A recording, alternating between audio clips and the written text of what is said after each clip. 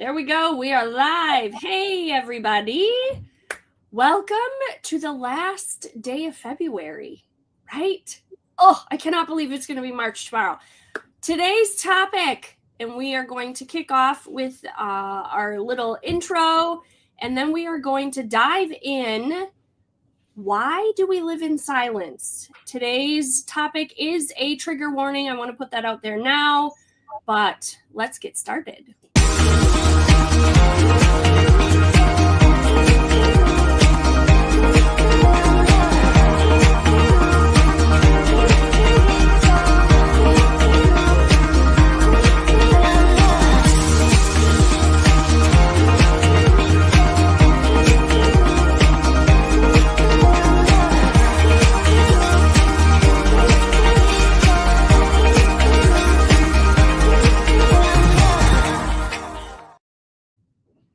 There we go. Wow. So how's everybody doing? We have the beautiful Nancy back, and she looks well rested and tan from Mexico.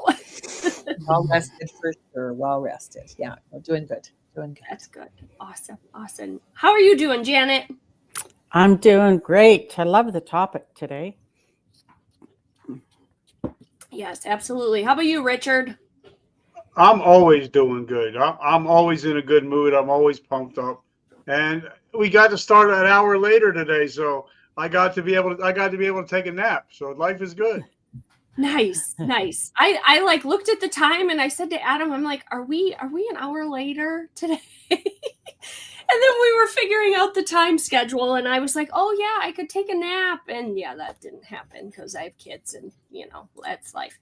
So I think Adam happens to potentially be on, or somebody is. Yeah, Adam told me he wasn't going to be on today.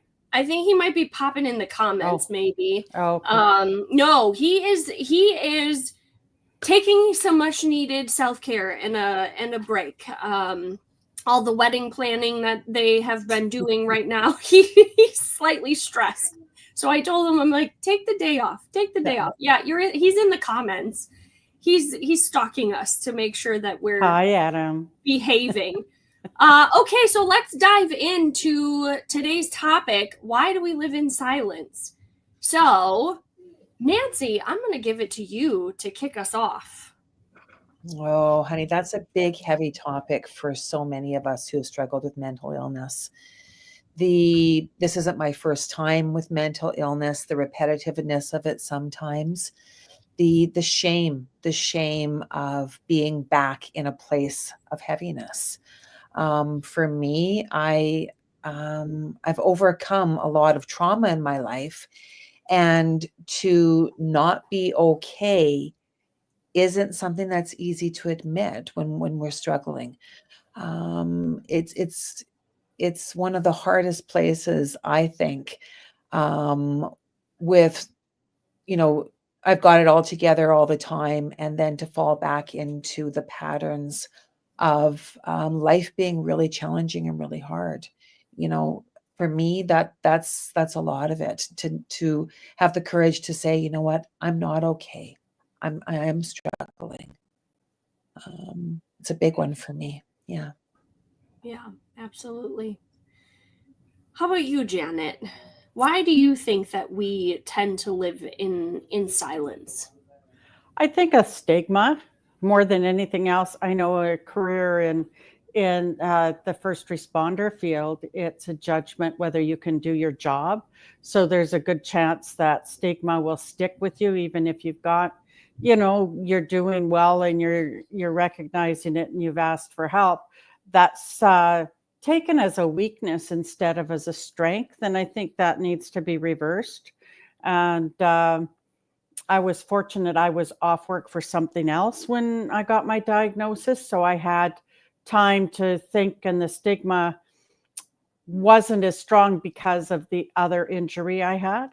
And and it also, the treatment that I was having gave me that strength to say, I'm going to do this. If you can't accept it, I'm not going to carry that as a title or a stigma.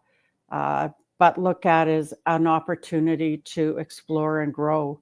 And I think when we can switch the narrative around that, we'll have more healing. Yeah. Yeah. Adam popped in the comments. He said, "We live in silence out of fear of things escalating." Yeah, absolutely. How about you, Richard? Why do you think we live in that silence? Well, for me, growing up in an Italian household, mobbed up, something that we were taught when we were growing up is never let your left hand know what your right hand's doing, and snitches get stitches. So we don't really talk about a whole lot of stuff. And then when I joined the military, we talk surface level stuff, but we never really got into the deep minutia because we didn't want to be seen as weak or not strong or not dependable. So a lot of us would just stay on our own. So we didn't, or try to pretend to be hard, all hua hua. So we didn't have to really tell people what's really going on. Absolutely. I'm going to add to what everybody and kind of piggyback off of what you all have already said, but just coming from like that mom standpoint of having so many small kids at home, I think it almost is that judgment too of it, you appear to have it all together and that comparison, but then you're sitting on your couch weeping into a pillow because everybody thinks you've got it together on that surface level, but really you don't. But they don't know how to ask, like, are you okay? Like, is everything truly okay? And then, like you all said, it's seen as that weakness when we ask for help. But when we can ask for help and acknowledge, like, hey, I'm not okay, I need some added support or help around the house or whatever it is, like, it's almost like you can breathe again when you do finally ask for that help and acknowledge, like, I'm not okay. I can remember my transition from 2 kids to 3 kids was one of the hardest transitions ever. After like 3 into 4, then I was like, okay, what's another kid? But that transition of, okay, I'm totally outnumbered now beyond the amount of arms that I have. And I can remember walking into the chiropractor's office and telling him, like, Doc, I need some help. Like, something's not right. I'm crying in my shower. Like, I feel not myself. Like, what is going on? This is not me. And he's like, well, your hormones are tanked and we really need to increase this. You're in adrenal fatigue and this is what I want you to take and this is what I want you to do. And I was like, okay. And then once I started fixing that, it was a night and day difference, but I had to be willing to ask for help. Right? So I guess what are some ways when somebody knows that they're not okay? What are some ways, some tips that somebody can ask for help? Like, what is that first step? What does that look like? Whoever wants to take it, I don't care. If you don't mind this, because a memory just came up on my social media. It was a year ago today that I attempted to take my life. And the only thing that stopped me was I told my wife, I said, I'm about to eat my gun and I need you to hold me. I don't need you to say anything. I need you just to hold me until the demons run away. And she held me for about 4 or 5 hours in bed that night. But for me, it was just having to say, I need help. I'm not trying to be the macho man. I'm just trying to say, as your husband and as your best friend, I need help and I need it now. or else you're going to be a widow tomorrow. So I think for me, it's having to say, humble myself and say, I need help and I need it now. I don't need it tomorrow. I don't need advice. I just need somebody to be there to listen to me. You know what I mean? Yeah. Yeah. Janet, you're muted. Yeah. I've got a cat behind me trying to play with my hair here. It brought back a memory. It took me back, way back. I had not even thought about it for years. It was like the 1982. And I'd gone through some stuff, and I can remember the same thing. I don't remember ever asking, but I remember crying and my husband just coming in and just holding me. And over the years, I've learned that trust is a huge thing, to make sure you surround yourself with people that you really, really trust, because they have your back. And anything you say to them, you learn very quickly to the ones that want to fix you, to the ones that want to help you and just be there for you, because it's a journey, and it takes, different types of people to be with you and supporting you on that. But to get comfortable with doing the ask, and that comes by surrounding you and building your tribe that you know and trust. Absolutely. Yeah.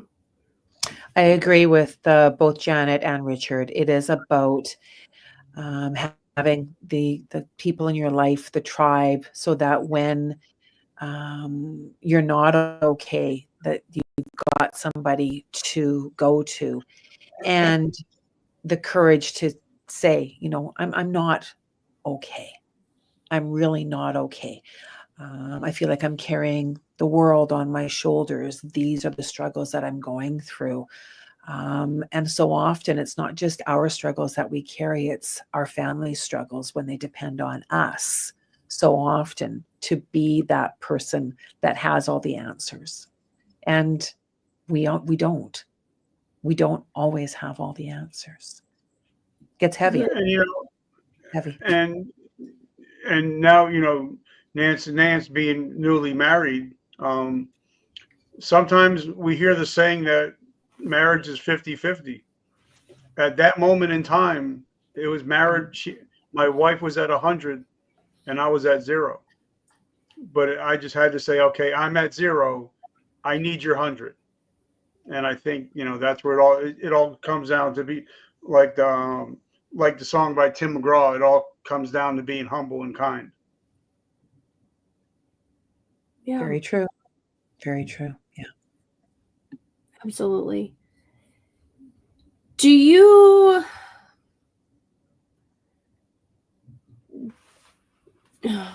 I'm trying to think of like, we've covered so much already in the 15 minutes that we've been here, but when you're building that tribe of people, what are some specific, and everybody is obviously different, but what are specific, like, characteristics, if you will, that you want to look for in somebody that you can be vulnerable with?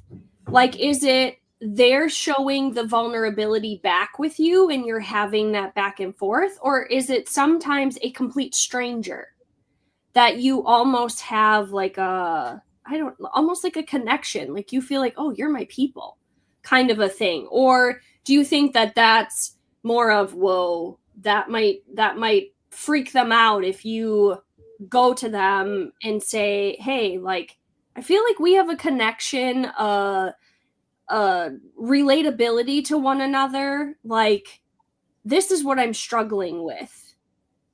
Can you be my safe person?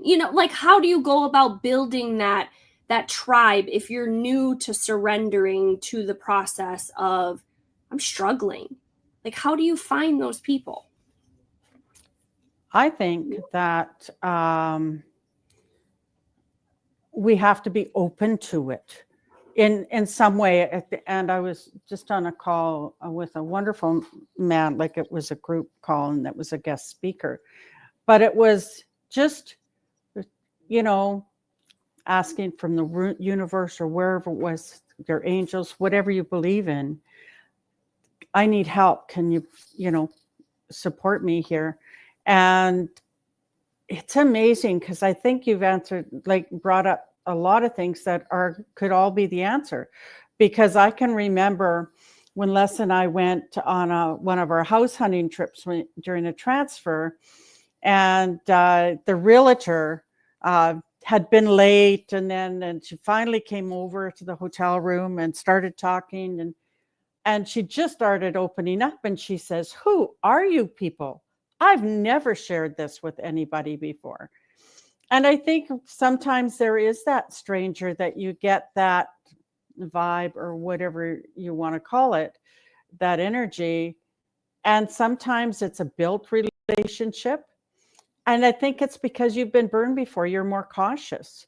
And so the markers, for a better word, of what might be that issue. And also, like in my case, it was a car accident that sent me to the therapist. I thought everything that was happening to me was that. And the first session, she says, "No, it has everything to do with your job. You have PTSD." And like I wasn't even thinking of that, but she was there and helped me a lot. So could be professional, could be stranger, could be trial and error. The thing is, I think the message I want, don't give up, because someone's waiting for you. Someone's there to be with you. Yeah. Richard, you got anything? Yeah. Well, as far as me goes, I'm a different kind of cat. I'm a creeper, and I watch what everybody does. I watch what everybody says, and I put little bit of information out. And if it gets back to me, then I know that that person can't be trusted. But I'm in recovery 36 years. And if anybody knows me, if you tell me anything, it doesn't go it doesn't go anywhere. It's between me and you, and that's it. And I think when you can find a person, when you can lay out all your dirty shit, and it's not going any further, that's when I think you can really let loose and let everything go, because you know that you have you have that person's trust, and they trust you, and your stuff's not going to go everywhere that it's not supposed to go. So I'm very wary of who I talk to, and I will put out fake feelers out there. I will put out fake information, just so if it gets back to me, I know who it came from. So you have to be very wary, especially in today's social media world, about who you talk to and who you're talking to on a regular, because not everybody in your boat is paddling with you. Some are actually poking holes in the boat. Yeah, that's so true. How about you, Nancy? What do you got? Well, I know if someone is promising that they are able to fix you overnight, they've got the magical cure.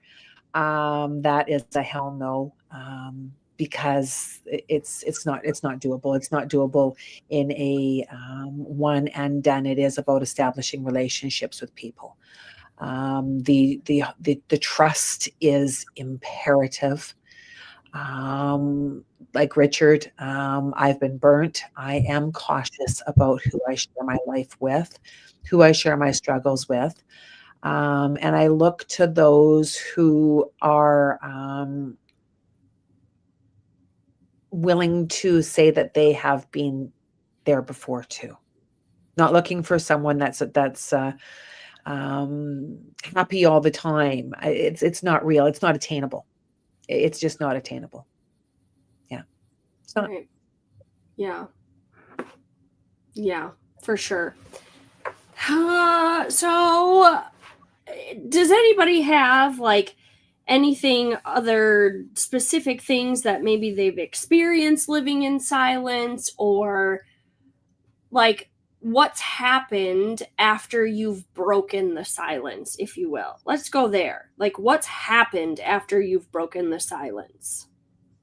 Well, sometimes it's good to be silent. Sometimes it's good to be quiet because for me, that's when my Lord speaks to me is when I'm quiet. So I think sometimes it's good to be in silence and to work in silence, but then to celebrate loudly. So even in business, don't celebrate your wins loudly, but work in silence.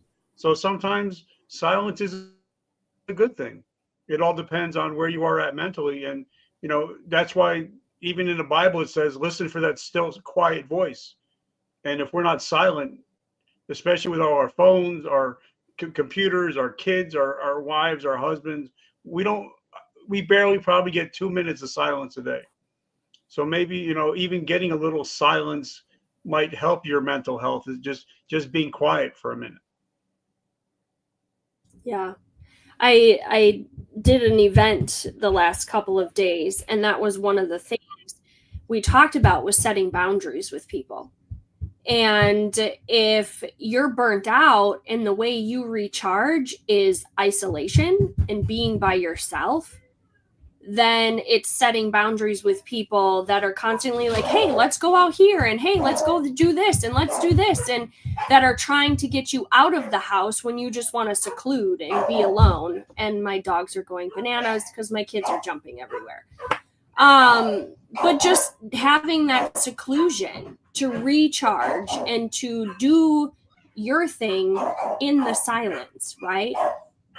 So that's definitely setting that boundary with people, I think, was a huge conversation we had the last couple of days. How about you, Nancy? What do you got as far as what happens when you break that silence? There is a sense of relief when you break that silence, whether it's calling a trusted friend or calling a 1-800 number when you need someone outside of your comfort zone to help you. I understand what you mean by the peace and the quiet when you are stuck in your own thoughts and you can't find a way out. That's a different feeling than that silence.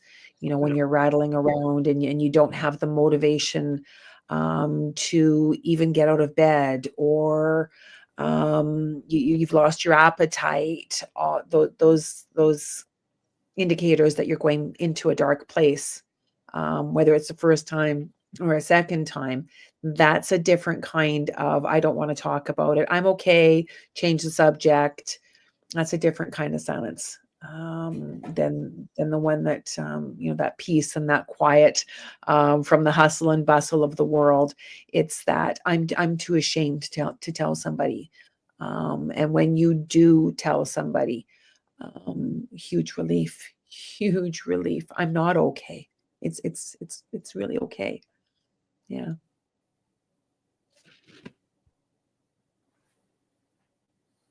I think for me that the silence, like I like to get up in the morning and it being quiet, and that. But when you're breaking this, and if I can remember the question, Ashley, sorry, breaking that silence. Sometimes we need something that we're not even attached to, or a person. Like when we get to that point where we need a good cry, but it's really hard to cry.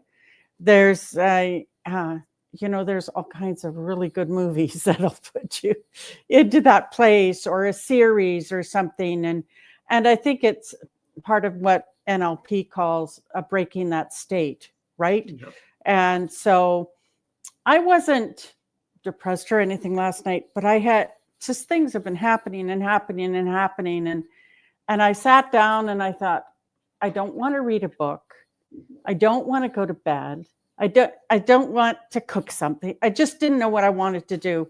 And I just opened my laptop and I went on Netflix just to see, and there was a new series that had just come out, just loaded, and I thought, okay, I'll watch it.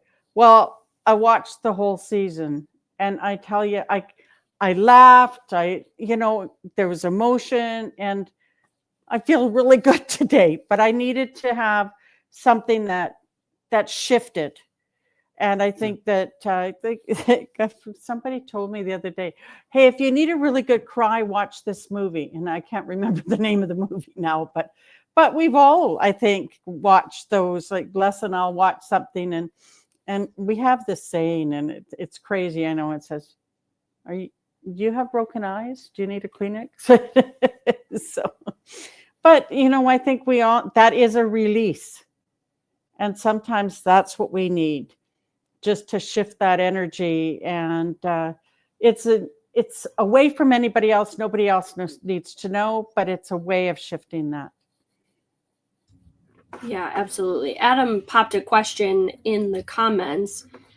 Richard, living within the military, what was life like when you were vulnerable? Did you have to bottle it up, or were you allowed to talk about it?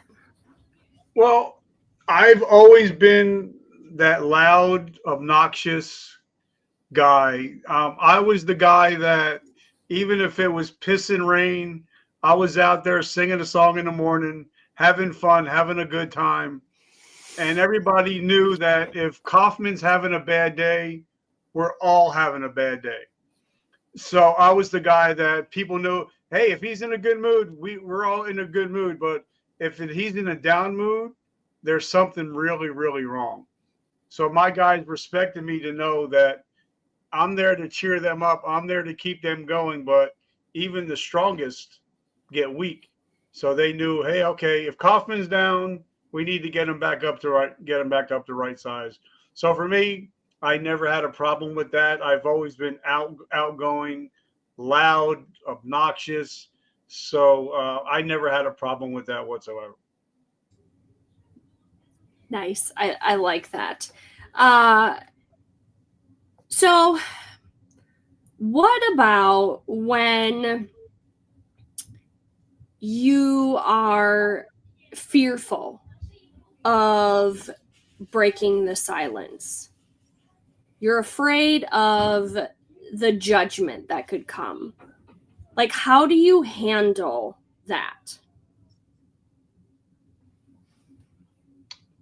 Well, because I had lunch with Mr. Gary Vaynerchuk, Mr. Gary V.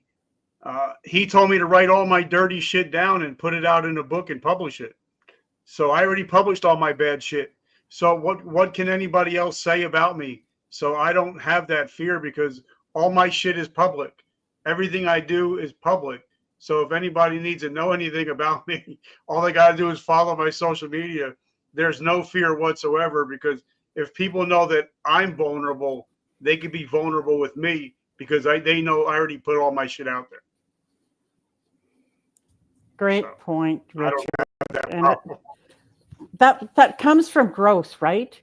That comes from trial and error, which, in all these years of growth I've done, trial and error, and writing again. That's what I've done too. There isn't a whole lot anybody doesn't know about me, and you have to be comfortable with being uncomfortable. And I think the biggest question to ask yourself in the process, for me, it's always curiosity.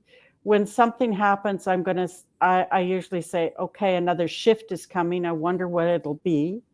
Who am I going to meet? I've had times I've missed a flight, and where I see other people panicking, I'll say, wow, I wonder who I'm going to sit next to. I wonder who I'm going to meet. I wonder what's happened that I missed that flight.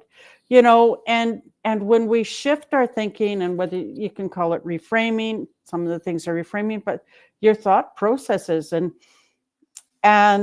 yeah, there's not a whole lot that I've got hidden at all, and either, Richard. And I think that one of those things is very valid.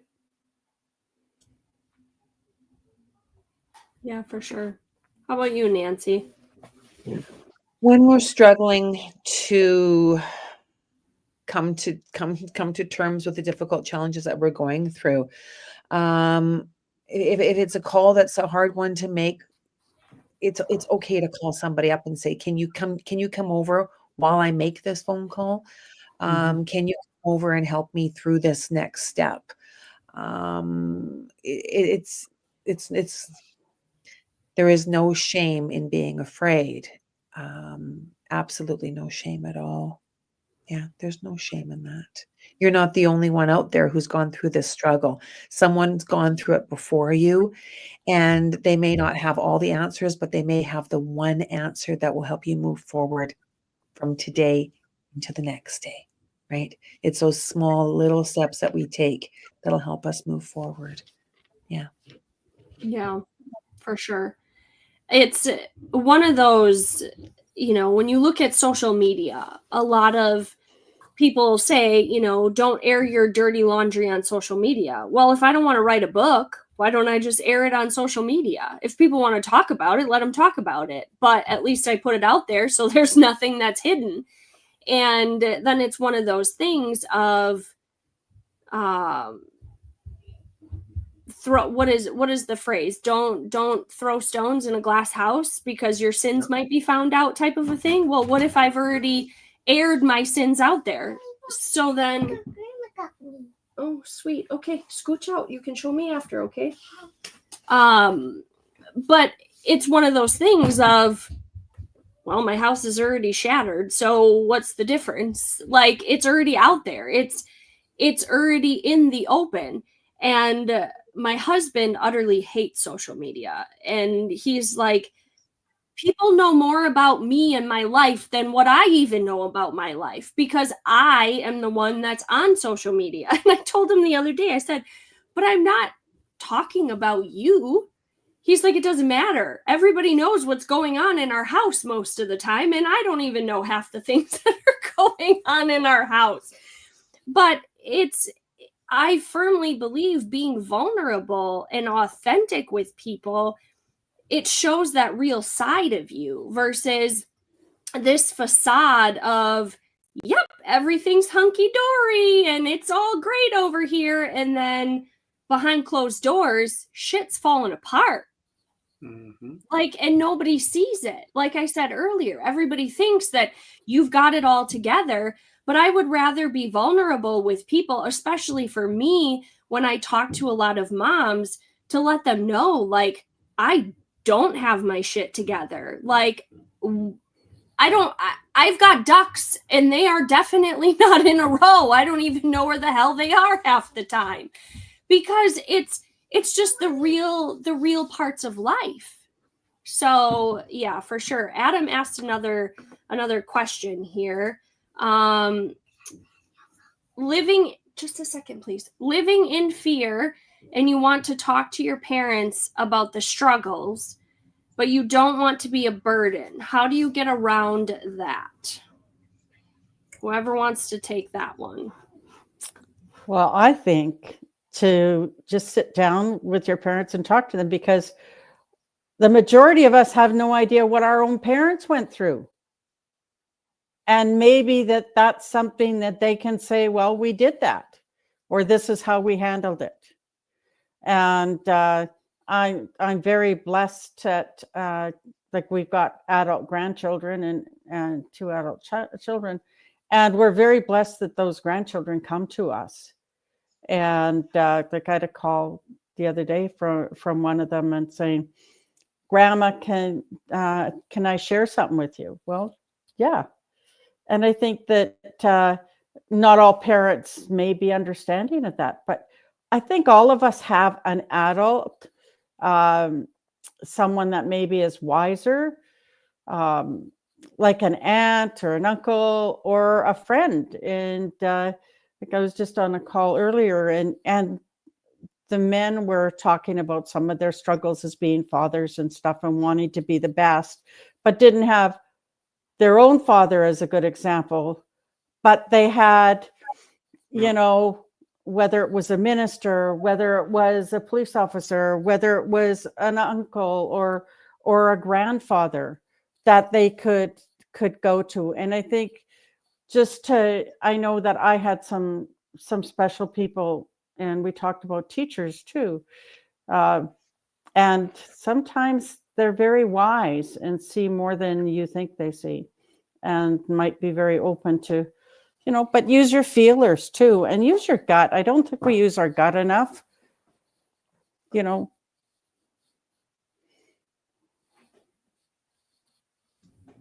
Anybody have anything else to add to that? I think that's really good, Janet, for sure. Well, I grew up having people that gave birth to me, but never were parents to me, and especially father figures. So I latched on to a man. He's probably only 8 years older than me, but I I love him like a father because he taught me how to be a man, how to be a husband, how to be a business owner. So sometimes that person may not be blood, but maybe there's somebody out there that you can latch onto, that you can learn from and emulate, because they have something that you don't have. Like, he's got a great marriage, he's got a great kids, he's got a great business. That's what I wanted. So I latched onto him and I said, "Teach me, oh Obi-Wan." And he's been one of my best friends and mentors ever since. So sometimes the mentor is not in your home, and you might have to go outside and find that mentor. We don't always have the parents that we need, and yes, finding the mentor outside of our family, yes, very helpful. And being a parent who doesn't drop the golden, the golden turd, "I told you so." We don't want to reach out to someone that's going to be judging us. We want to make sure that the people that we are reaching out to have love and understanding. So that may be an uncle, that may be an aunt, that may be a mentor. Yeah. Yeah, for sure. Awesome. Let's see. Do we have any other questions that came through in the comments? I don't see any other ones. Does anybody have anything, I guess, to add to the topic? Like, if there is, say, parents that are watching this, I mean, not even you yourself that are the one struggling with mental health, but let's take it to the parent side of it right now. And say you can see that one of your kids is struggling with something, and you want to be there for them, you want to support them, but also not be overbearing, if you will, or seem like you're prying. Like, how do you approach that with, say, your kids? Of, "Are you okay?" Or like, how do you open that door? Janet, you're muted. Most people know that I use journaling a lot. But there was this very wonderful mother that posted one time. She was struggling with her teenage son. And so she bought a journal and she wrote in it, her thoughts, her fears for her son, or, worried about him, and that, left it on his pillow. And the next day, he had written in it and left it on hers. So it wasn't a confrontational one, but it's like, I love you. Here's how I'm feeling right now. How about you? Are you okay? You see that commercial on TV about "Are you okay? Yeah, I'm okay." And then you see that other side of the child really struggling, right? I don't know whether you've seen that commercial, but I've seen it so many times, and I thought, it's just, "Are you okay? Are you okay?" And they just say yes. But are we just playing lip service to it? Or do we really want to know? And how do you go about knowing? But I thought that journal part, like, if it's a teenage boy, get something a journal that would sort of maybe attract him, or just get something that says, I love you and I just want to be here for you.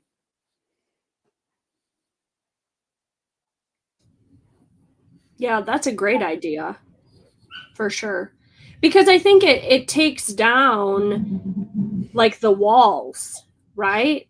And that uncomfortableness of having to have that verbal conversation, especially if it's, say it's the parent that the child might be struggling with or is upset with, and then they can write it out knowing that, there's no judgment zone. Like everything is open here, kind of a thing. Definitely. I like that. You can also suggest, write me a story in the third person.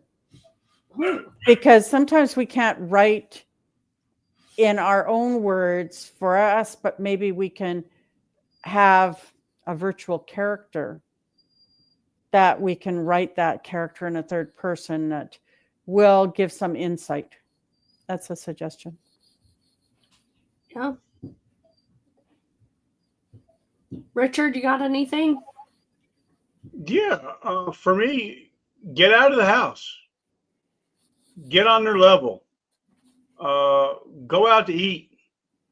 Go to Dave and Buster's.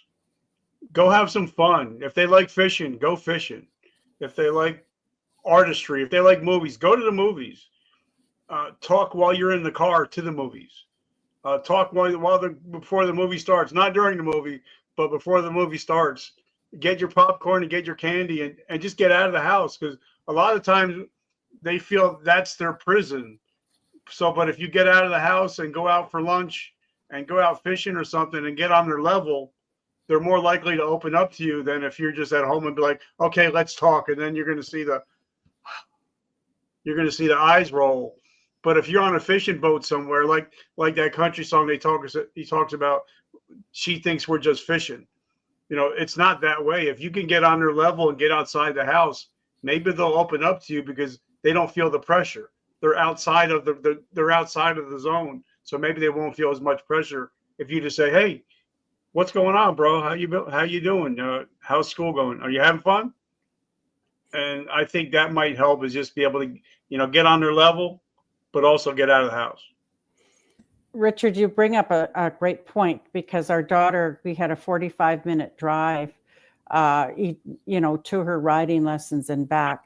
More conversations happened because you're not looking at each other, but you're just in the car talking. And some really deep conversations come out of it, but not just with your children, but even with your friends. Like I had a friend come out and she had never been to Alberta before. And I said, let's just go for a drive to the mountains. Well, it's a 4-hour drive and we'll have lunch and we'll drive back. But just great conversations. So that, taking it away, I had another friend say, because I one of my goals is to have a coaching session in a limousine. So we drive someplace, have lunch, and still talk. We have goals, and then we drive back, and we got that. And a friend said to me, oh, I would do that, because then if I get uncomfortable, I can't get out of the vehicle and walk away. So it's a captive audience, but make it comfortable for them, and you can bring any topic into it. What your child, we don't know all their stuff, especially when they get to be teenagers, but just to share a piece of what you went through, even to see what they would do.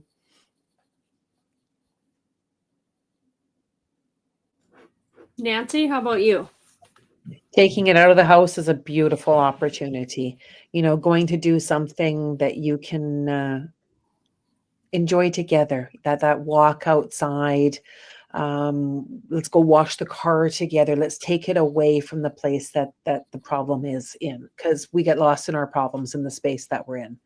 So going outside absolutely makes a big difference. Taking it out, going out so that we're not talking about the problems. We're just going out to enjoy being together.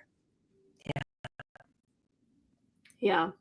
I find with my kids, there is a lot of deep conversation, like you said, Janet, in the car, typically. And that's where we have like those real life experience conversations as well, because they can't just run away. Most of them, well, some of them are still in a car seat. So they can't escape, right? We're driving down the highway, and it's not like they can just ditch and run because, oh, mom's on her kick again. But it's where those real life conversations typically happen with kids. I find that he's 13 now. He gets very chatty when we're doing the dishes together. Like, he just starts chatting, and he's usually not one that will have much of a conversation any other time. And sometimes I find myself like, oh my gosh, you've got so many words right now. Like, my brain can't process all of this. And then I almost feel guilty because he's got words to say, right? And then I think, well, this must be how my husband probably feels when I start talking, because I just have words. I'm around kids all day and no adult interaction. But are there any final thoughts or final words, if you will? We've got about 15-ish minutes left. But anything that you have for our audience of just getting through that silence, and again, asking for help, or like, how do you celebrate getting through the shit when you are knee deep in it? How can you look at the horizon and know, like, there's something greater that is coming out of this? Like, how can you have that hope, if you will? Baby steps, taking those little wins, and celebrating them. So I had an open book exam that I had to do, and it was drudgery, and I was scared that I wouldn't make it. So I don't know what inspired me to do it, but I'd answer a question and I'd get up and do a happy dance. That one less to do, and stuff like that. And the other thing is being more childlike, like do something crazy. Like I kidnapped my girlfriend one time. She wanted to go pick something up, and I just kidnapped her. And I said, okay, we're going to look at Christmas lights. This was Christmas time. And I went through a drive-through, got her a coffee, and we had a good couple of hours. But sometimes we just need to, again, like, do something that breaks that. Another time you guys will probably not know the singer, and for, I don't know what, Patty, her name was Patty something, but it was back in the 50s, but my mom's music and stuff. And so we just found a CD in a secondhand store, and we put it in the car, and we plastered, and just played. But it's changing the energy. And wherever way play is to you, or was to you as a kid, in this TV show I watched, like, her and her brothers, she was mad at her brothers and thought they had done something. So she called them into a meeting, and behind her back, she had a paintball gun. And then she had them stand against the wall, and then they found out that they hadn't done this. So she had to stand there and let them go with. So what can you find that can be more childlike, that isn't demeaning to anybody? Or just put on some of that music and dance in the house like nobody's watching. It's energy. My 2 cents. I love that. And using the power of the thought to imagine, to see tomorrow as a better day. See tomorrow as a better day. Know that you are important. Seeing tomorrow. This is the best. Imagining the best case scenario instead of the worst case scenario. Because when you're imagining the best case scenario, you're already in that space as well. You're there. You're there. Everything is always working out for me. Yeah. Stay the course. Stay the course just for today. I like that. Be a better version of yourself than what you were yesterday.